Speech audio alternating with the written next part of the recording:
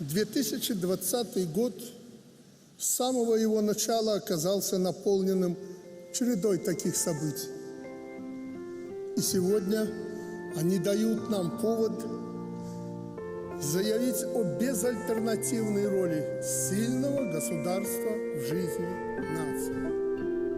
Сотни тысяч жизней по всей планете унесла пандемия. Рухнули цены на нефть. Вернулся глобальный экономический кризис. Мир накрыла волна протестов и вооруженных конфликтов. Затрещал по швам Европейский Союз. И это только начало. Чтобы понять, что происходит с нами, надо понимать, что происходит вокруг нас.